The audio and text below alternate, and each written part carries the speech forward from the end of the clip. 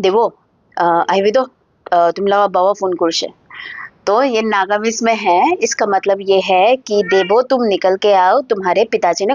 सबसे पहला तो थैंक यू सो मच। आप लोगों ने मेरी बहुत सपोर्ट की है, आगे भी ऐसे करते रहना, यूट्यूब में भी और इंस्टा में भी। Thank you so very much. अच्छा अच्छा, शुरू करते हैं आज की कहानी।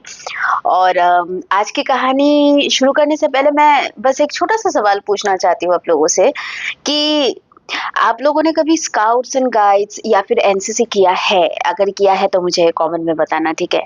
तो आज की कहानी है मेरे भैया के बारे में। मेरे भैया का एक्सपीरियंस था। उन्होंने जब मेरा चैनल देखा तो बोला कि अरे तू मेरा ये वाला एक्सपीरियंस भी डालना। And I was like okay ठीक है, आप बताओ मेरे को।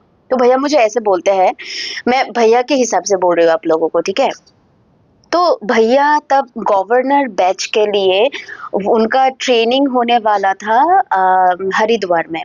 और उस ट्रेनिंग का शायद नाम है था जंबो रे ट्रेनिंग, अगर मैं सही तरह से बोल रही हूँ तो क्या होता है ना कि जैसे कि नॉर्थ ईस्ट से, हम लोग तो नॉर्थ ईस्ट में रहते, तो नॉर्थ ईस्ट से, साउथ से, ऐसे बहुत जगहों से मतलब पेट्रोल्स आते थे और वहाँ पे रुकते थे, ट्रेनिंग करते थे। जो ट्रेनिंग पास करते थे उनको वो वाला गवर्नर वाला बैच मिलता था।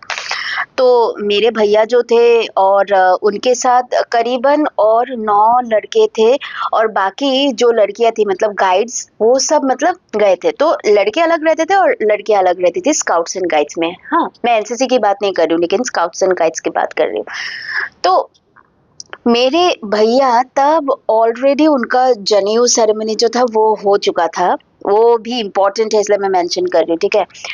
तो क्या होता है कि हरिद्वार में उस वो जो ये सीजन था ना, वहाँ पे होती है बहुत ज़्यादा बारिश और वहाँ पे टेंट लगा हुआ होता है। एक-एक टेंट में 3 लड़के सोते हैं।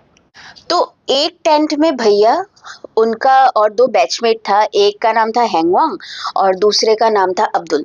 तो ये तीनों जो है वो एक टेंट में सो रहे थे। उन लोगों का सोने का, उठने का, खाने का, हर चीज़ का टाइम टेबल रहता है। ऑलराइट। और जैसे कि मैंने बताया था कि हमारे स्कूल से भैया को लेके जाने के लिए जो सर अलॉट हुए थे वो थे जेनिकोत्सो सर। और सर के पास तब एक छोटा-सा मोबाइल था। उस टाइम पे कोई मोबाइल-वोबाइल इतना ज़्यादा प्रचलित था ही नहीं। और हम लोगों को अगर कम्युनिकेट करना होता था तो हम लोगों के घर पे था लैंडलाइन। तो अगर फ़ोन करना तो आपको जेनिकोत्सु सर को फ़ोन करना पड़ेगा। सर जाके बाद में खबर देंगे जिनको-जिनको मतलब। ओके, अच्छा।